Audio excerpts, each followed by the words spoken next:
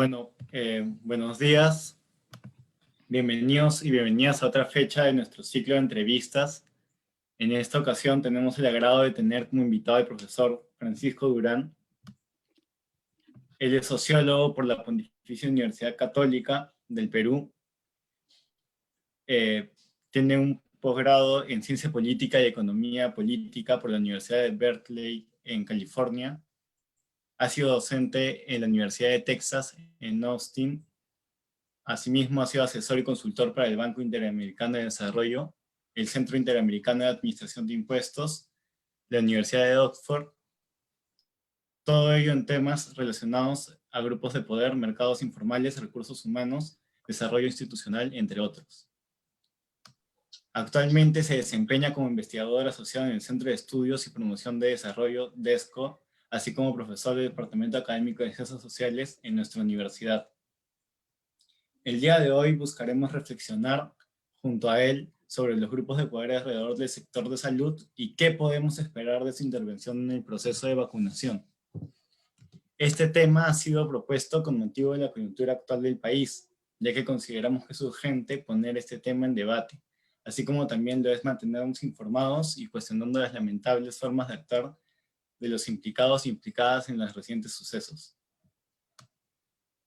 Es así que empezaremos la entrevista que hemos titulado La vacuna capturada, el Estado en cuidados intensivos. Buenos días, profesor Durán. ¿Cómo están? Y gracias por la invitación. Siempre es un gusto participar en eventos estudiantiles. Bueno, antes de empezar, para aquellas personas que no están familiarizadas con el término, quisiéramos preguntarle, profesor, ¿qué se entiende por captura del Estado?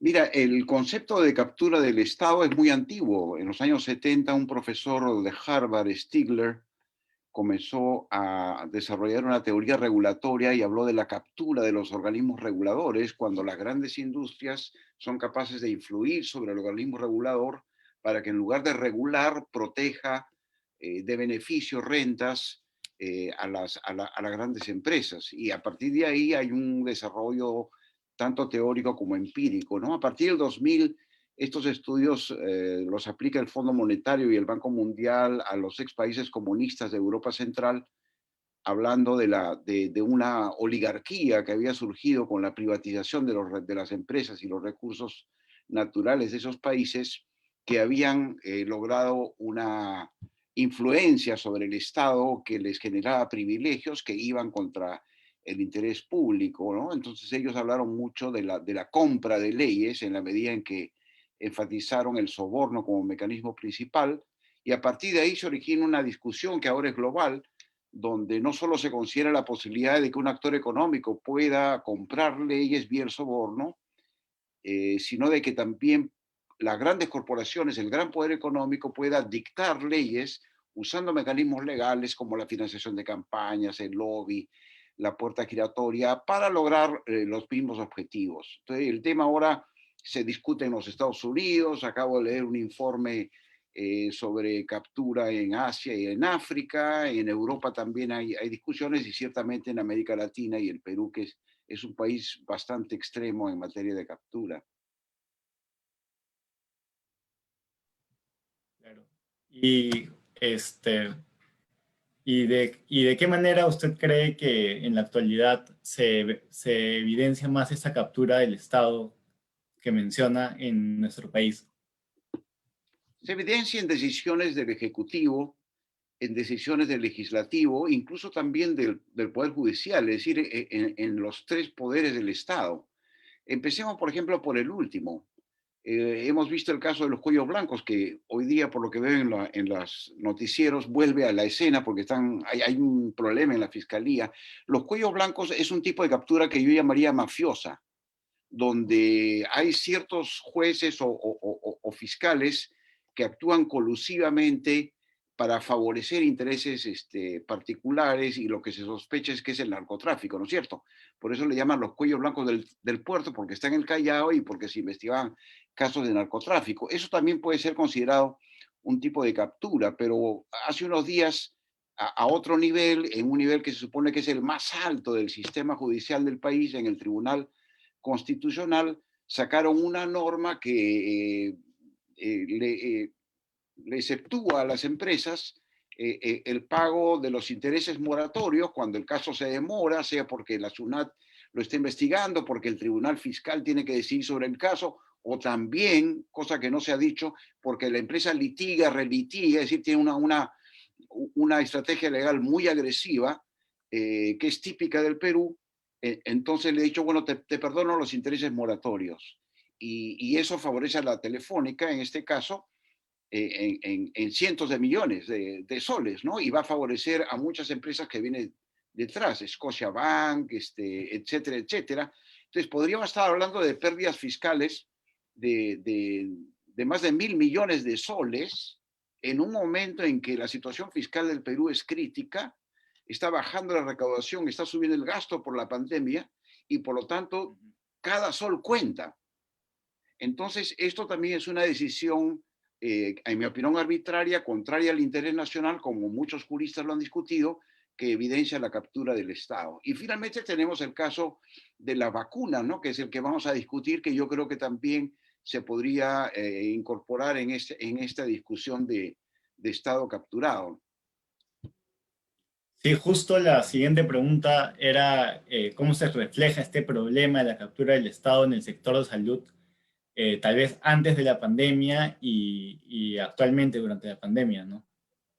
Sí, no sé si Como, ustedes saben que con un equipo de investigadores de la Católica de varias disciplinas sacamos un libro sobre patologías de la salud. Y en ese libro yo, junto con Emilio Salcedo, de Sociología, hicimos un estudio de captura en el sector salud, haciéndonos la pregunta si existe este fenómeno también en este caso particular.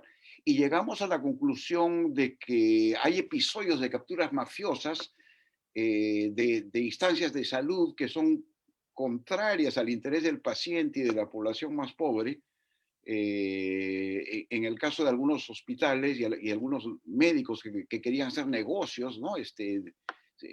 Privados, estando en el Estado. Este, y también vimos el otro lado de la moneda, que es el sistema privado de salud, donde hemos detectado un proceso de concentración oligopólica muy claro, en la medida en que los bancos son dueños de empresas de seguros, las empresas de seguros tienen las EPS, ¿no es cierto? El Seguros del Pacífico, que es el que yo uso, o RIMAC o lo que fuere. Ellos a su vez compran clínicas, tienen farmacias, etcétera. Entonces han logrado capturar, digamos, la salud privada de este modo y generan consecuencias negativas. Ciertamente el servicio es bueno, no aceptable, pero el problema básicamente es operaciones innecesarias. Por ejemplo, en el caso de los partos, el Perú es un extremo en América Latina en el porcentaje de partos, porque en la clínica los médicos inducen a la paciente al parto, digamos a la cesárea, no, disculpa, me equivoqué, y lo inducen a la cesárea en lugar de tener un parto natural y eso genera más costos e incluso más problemas para el paciente. Igual está el problema de las farmacias en las clínicas, donde se induce al paciente a comprar los medicamentos en esa farmacia con precios muy altos o las cadenas farmacéuticas. Entonces, en ese estudio llegamos a la conclusión de que el estado de la salud en el Perú estaba enfermo antes de la pandemia. Y en la pandemia obviamente se ha agravado, pero al mismo tiempo hemos hecho conciencia, digamos, hemos tomado conciencia de estos problemas y eso creo que de algún modo es algo positivo, ¿no? En el Perú, como en otros países, tú tienes que esperar una crisis para que se abra una discusión y busque soluciones y creo que estamos en esa coyuntura. claro, eh, en medio de episodios como el actual es donde la gente esclarece más lo que está pasando a su alrededor, ¿no?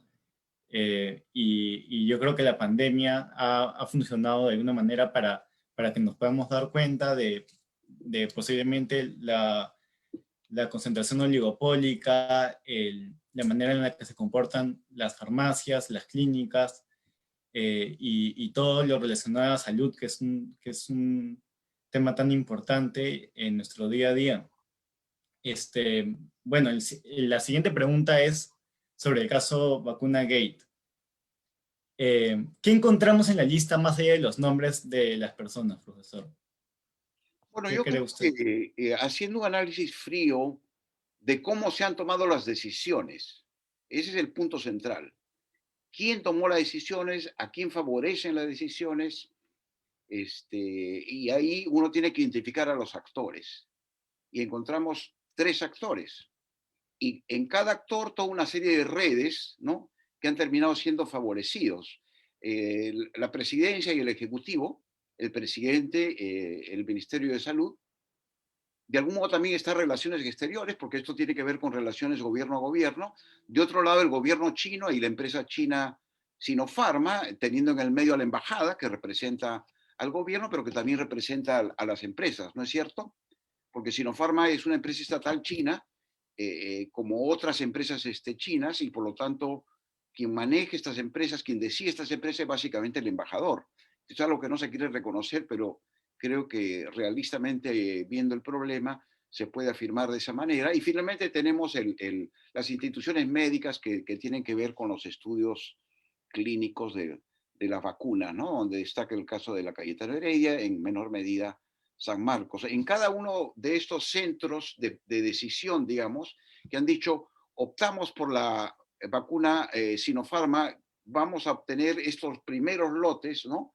Y estos lotes van a ir una parte al sistema universitario de estudios de la salud.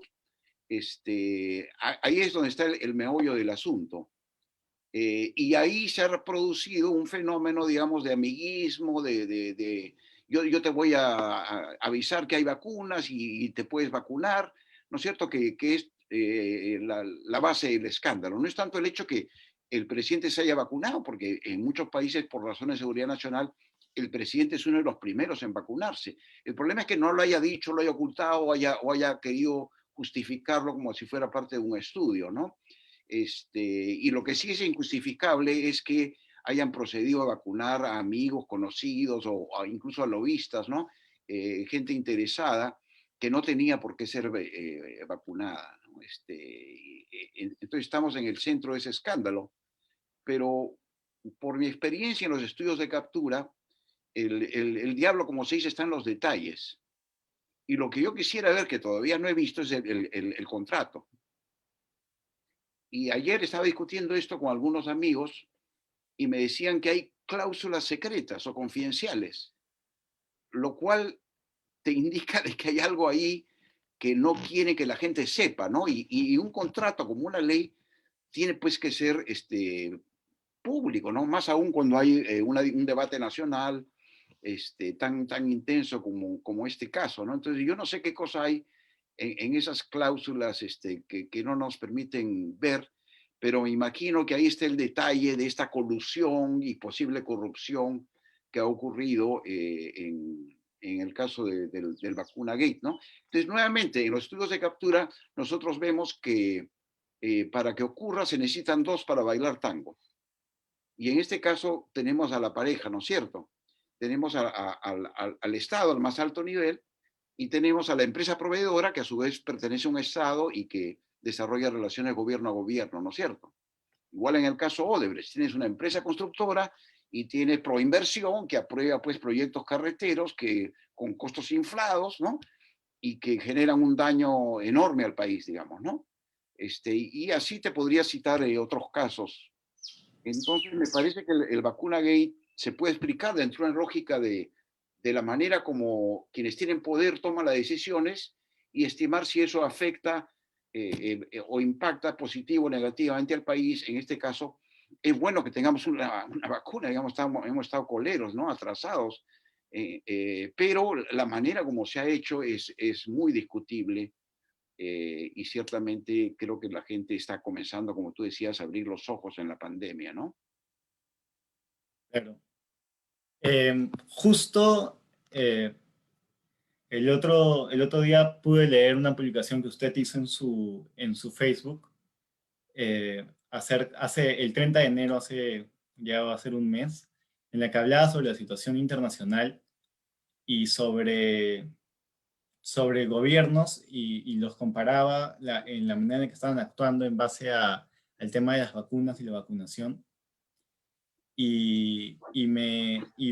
O sea, y para mí destacó mucho el hecho de cómo usted hablaba de que Cuba se había esmerado, o sea, había desarrollado su propia vacuna y se había esmerado en vacunar primero a los más pobres para empezar, y en contraste con los otros gobiernos como Estados Unidos, Japón, Australia, que estaban no solamente, o sea, si bien estaban vacunando, estaban sobreproduciendo vacunas, y eso es obvio, obviamente con un interés de por medio que está detrás. Usted hablaba justo de que Japón y Australia eran como países que no representaban ni la mitad de lo que representan los casos en América Latina.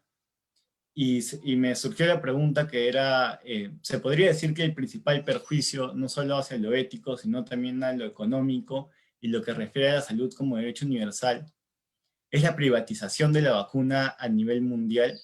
O sea, ¿usted cree que la privatización genera más perjuicios que beneficios para la vacunación global que tanto necesitamos?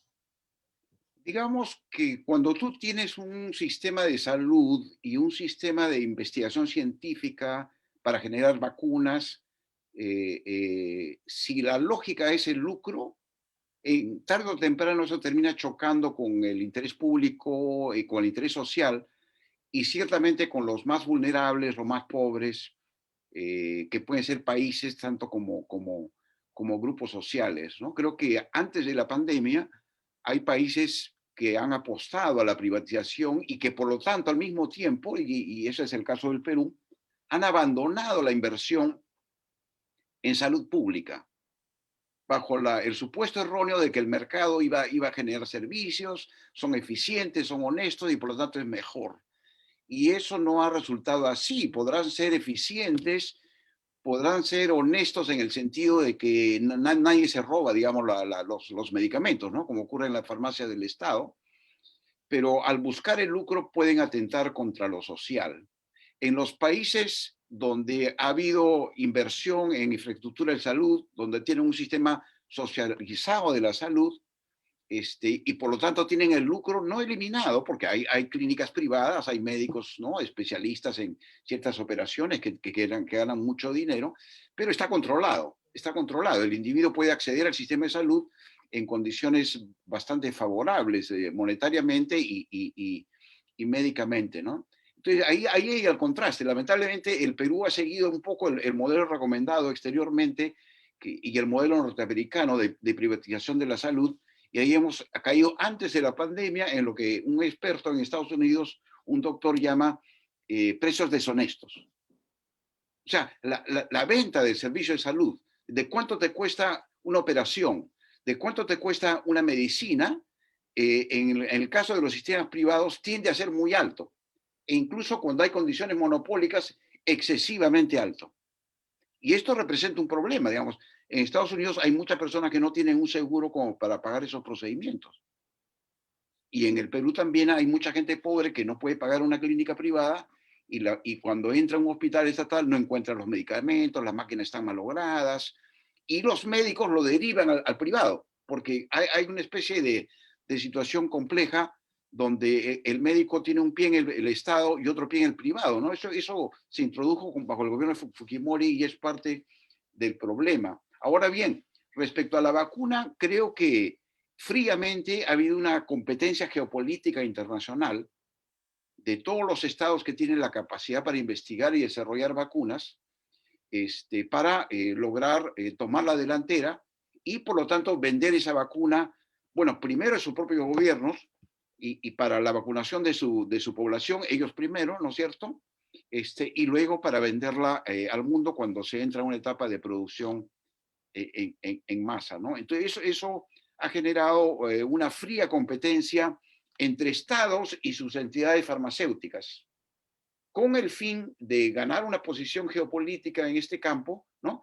porque la pandemia se ha convertido en un problema de seguridad nacional o de seguridad internacional, y al mismo tiempo, por ejemplo, en el caso de Estados Unidos, de generar un lucro excesivo, ¿no? Porque, digamos, la Pfizer, la Moderna y la Johnson y Johnson han sido subsidiadas por el Estado, pero quien descubre la patente son los laboratorios, y eso tiene, pues, les da unos beneficios de cobro extra por 20 años o más, ¿no es cierto?, según la legislación, y entonces los países como nosotros, digamos, tenemos que pagar esos derechos, ¿no? Claro, lo paga el Estado, pero a fin de cuentas son recursos que de repente han podido ser menores.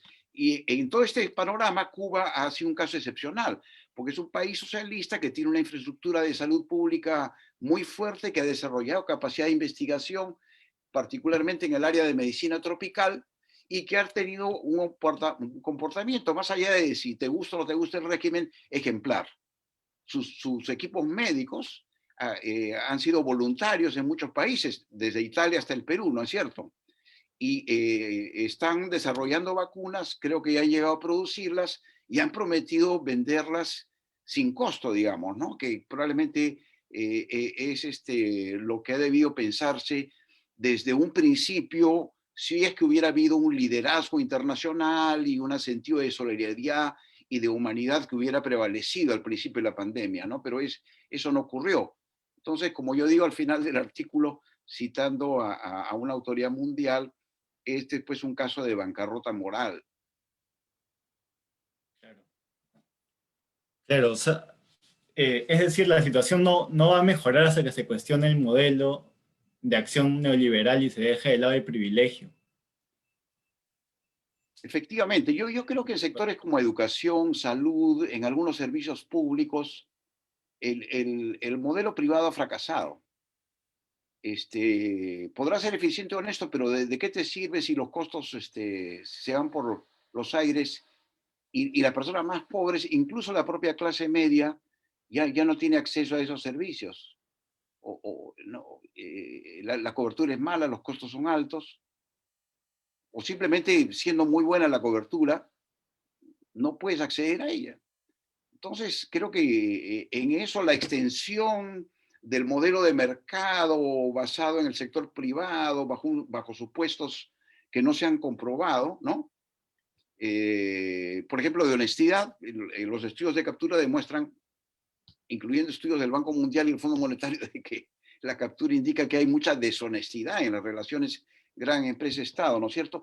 Eso no funciona, digamos, ¿no? Entonces ahora estamos en un proceso de revisión de este modelo que en el caso del Perú y Chile ha llevado a casos extremos, y espero que en la pandemia también haya un proceso de reflexión de los límites o los problemas que tienen estas opciones de política económica y estas orientaciones de Estado, y se abra una ventana de oportunidades para que en medio de un debate, en medio de un intercambio de ideas que debería ir de abajo hacia arriba, no al revés, como fue el neoliberalismo, ¿no es cierto? Pinochet lo impuso de golpe en Chile y Chinochet hizo lo mismo en el Perú. O sea, hay que revertir la lógica de la discusión. Yo no te digo que tal modelo sea mejor que el otro, pero sí me parece que en un debate abierto, en espacios democráticos que no existen en el Perú, en los medios formales, podamos ir generando, como en otros países, una búsqueda de alternativas colectiva, digamos, ¿no? Imaginativa, adaptada a las condiciones actuales de los países y del mundo, ¿no? Yo creo que sí que, en ese sentido, yo tengo un cierto optimismo de que es posible eh, caminar en esa dirección. Claro. Bueno, la siguiente pregunta es, mucho se menciona sobre que el Estado peruano y sus instituciones acarrean diversas problemáticas que no permiten a este ser eficiente, entre ellas corrupción, círculo cerrado o falta de oportunidades para los jóvenes que representan diversos sectores del país. Pero a su criterio, ¿cuáles creen que son los más graves y los que nos han conllevado a esta lamentable situación? ¿Cuál sería el futuro de la gestión pública? Mira, la actual condición del Estado No es algo que siempre ha sido así, como se suele decir.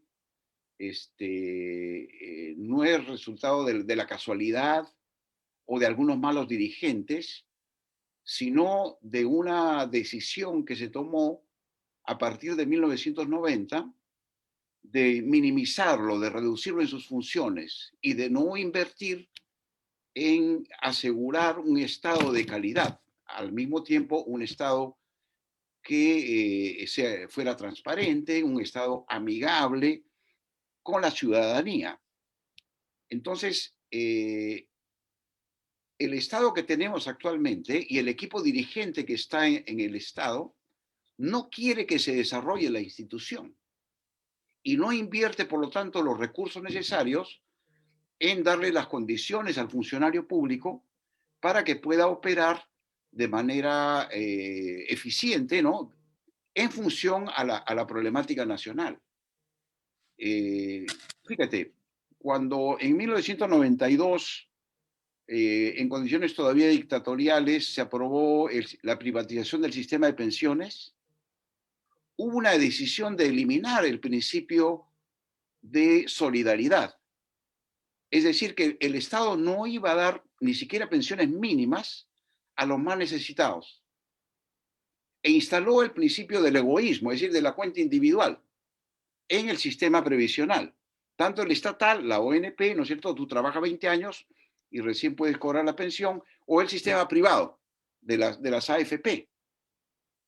Cada vez que se propuso en ese diseño de Estado introducir una pensión mínima, las AFP se opusieron. Entonces hemos llegado a una situación en la cual el Estado que ellos han tenido en sus manos, me refiero a las élites del poder, salvo algunos organismos regulatorios vinculados al aparato económico y salvo algunos ministerios vinculados a la economía, ha sido descuidado, particularmente en educación, Lamentablemente, salud y seguridad. Entonces, ese es el resultado que tenemos. Hay una falta de voluntad de transformación del Estado para transformarlo en base a principios meritocráticos, pero también de compatibilidad con las necesidades de la población. Entonces, ahí es donde estamos justamente en este momento, ¿no? Y termino con una pequeña anécdota. Cuando, y te digo porque hablé de este tema con varios congresistas y con gente que asesora a ellos, hace poco se discutió la necesidad de distribuir alimentos masivamente a las ollas comunes, a los comedores populares, en fin, a organizaciones de base de las zonas más pobres de la capital. Entonces, un ministerio con apoyo del presidente dijo, no, no hay recursos. ¿Cómo no puede haber recursos para dar alimentos a una población que no solo está muy castigada por la pandemia, sino que está doblemente castigada por el confinamiento? Y sin embargo, sí hay dinero para estos arreglos extraños, ¿no? Con Sinopharma, que no sabemos todavía de qué cifras estamos hablando, y sí tenemos decisiones del Poder Judicial absurdas que le quitan recursos al Estado. Entonces uno ve en la situación concreta, en estas semanas, digamos, cómo se le niega una ayuda que es fundamental a la población necesitada en dar alimentación, por esta idea de que no debemos mantener el equilibrio fiscal, porque ello depende de cómo ranquean al Perú en el mercado internacional. Es una cosa absurda. Entonces, pienso que esta situación general también la puedes ver en pequeño, en casos concretos, en estas semanas que están transcurriendo, y ahí te das cuenta en lo que, en mi opinión, es este problema, digamos, de que no hay voluntad de transformación del Estado, verdaderamente, del Estado en su conjunto. No me refiero al MEF, a los organismos reguladores, económicos, no, me refiero a todo el Estado, incluyendo salud, educación, seguridad, que es la parte más abandonada, ¿no? Tema del cual ya he hablado. Claro. Esta falta de voluntad de cambio del Estado se puede reflejar, puede ser por intereses, puede ser por ya una mentalidad que nos en la que vivimos, de los últimos años que no hemos visto, cambios puede ser, pero es importante recalcar, como usted dijo, que es absurdo pensar en el equilibrio fiscal cuando hay poblaciones que están sufriendo por la pandemia y el equilibrio fiscal no va a importar si es que se pierden vidas o sea, la economía no es la economía sin la gente.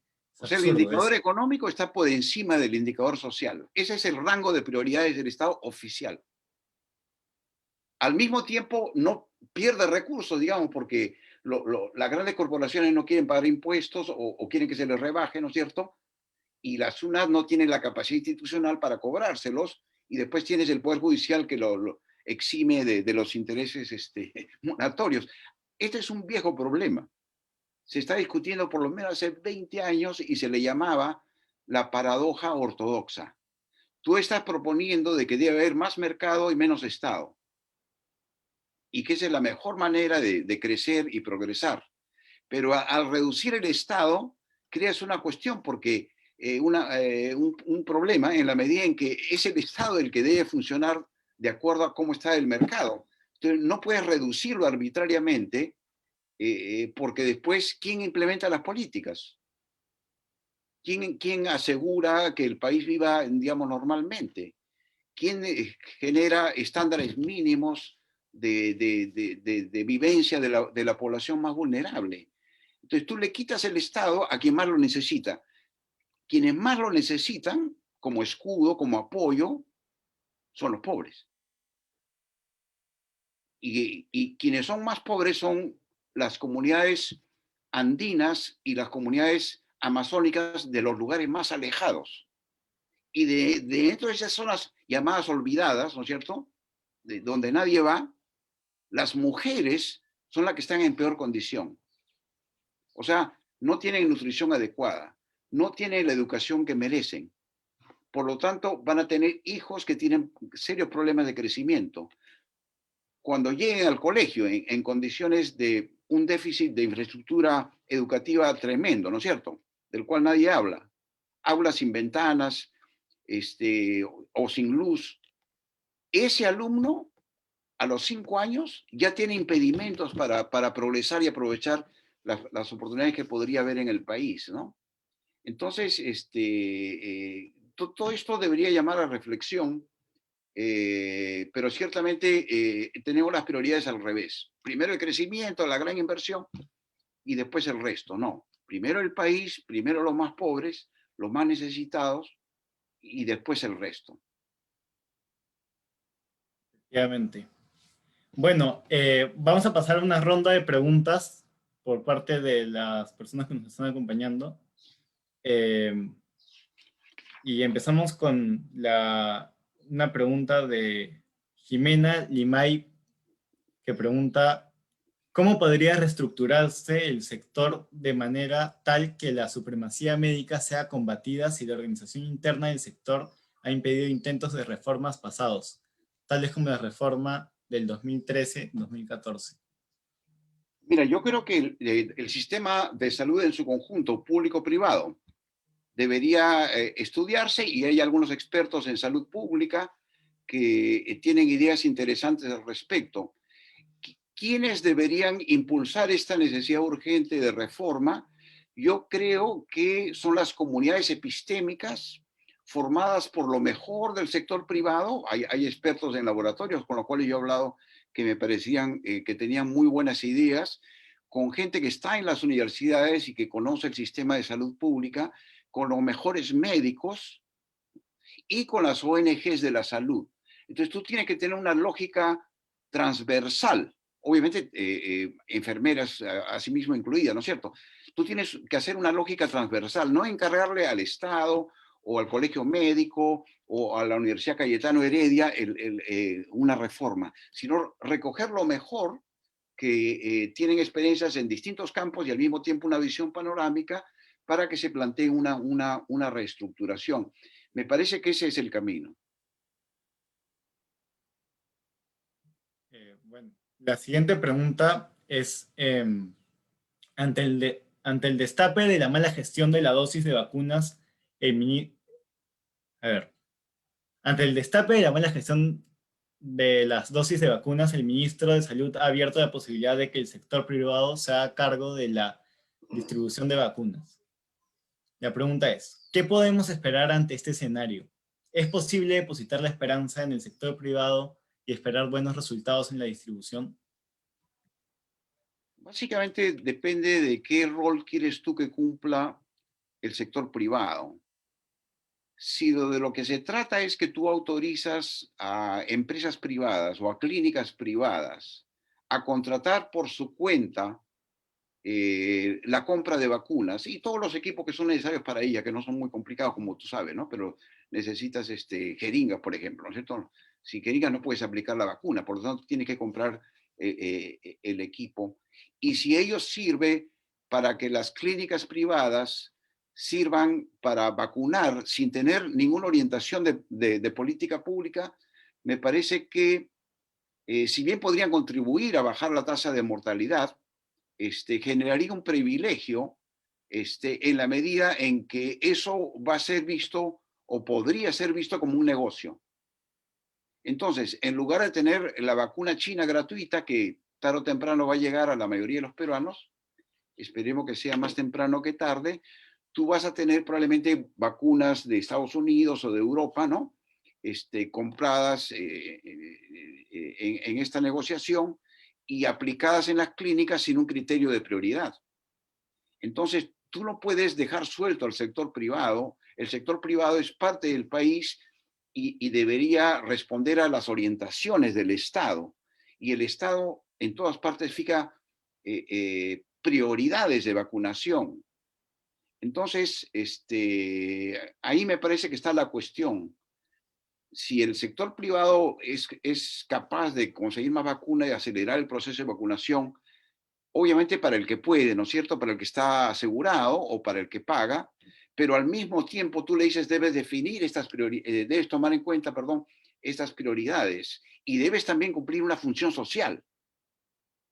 Podría ser considerado como una política complementaria del problema de salud, pero si eso va a generar privilegios, me parece que quienes están metidos en este esfuerzo van a tener un altísimo grado de rechazo social, ¿no? Porque hay mucha sensibilidad por las muertes, por la caída de los ingresos, por la pérdida de negocios. Entonces, quienes están haciendo esta propuesta, si ellos olvidan la parte social y la parte pública, corren el riesgo de tener un alto grado de rechazo social. Claro, es importante, importantísimo ordenar al sector privado, no dejarlo libre, como usted ha dicho, porque puede ser un excelente apoyo para el Estado en cuanto al tema de la distribución de las vacunas, pero siempre pensando en que lo tenga que hacer de manera social, no solamente por como usted dice, de las repercusiones sociales o mediáticas que puede tener esto hacia sus empresas o hacia sus, sus empresas, sino por el hecho de que solo de manera social, creo yo, es que vamos a poder salir de esta situación. O sea, no hay manera de que bajo un modelo de libre mercado es que se pueda combatir una situación que es social, que es humana, y que si vamos a tomar en cuenta primero a la economía, estamos no solamente yendo por el mal camino, sino perjudicándonos cada vez más. Cierto, yo coincido con ese planteamiento que has hecho, ¿no? Creo que estamos caminando en la misma dirección. Bueno, creo que ya no hay más preguntas por parte de las personas que nos están acompañando hoy día. Acá podemos cerrar la entrevista. Le agradecemos mucho a usted por habernos dado de su tiempo para hablar con nosotros. Y queríamos tomarnos una foto para finalizar bien esta entrevista con usted y con todos los que nos están acompañando y todas las que nos están acompañando ahorita. Así que los invitamos y las invitamos a prender su cámara. Bueno, Si es nuevamente, que quieren. gracias por la invitación. Yo hablo con pasión, pero también tengo conocimiento y experiencia, y son esos los elementos que definen mi enfoque.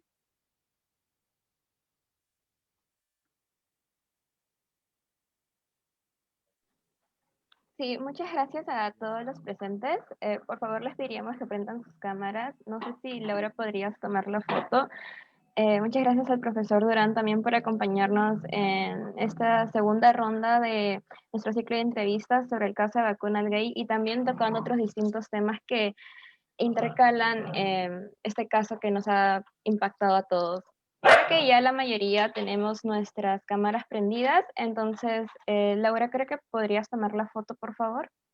Sí, ahorita paso a tomarla. Muchas gracias, profesor, también por su tiempo y disponibilidad. Así que, a ver, sonreímos todos, todas.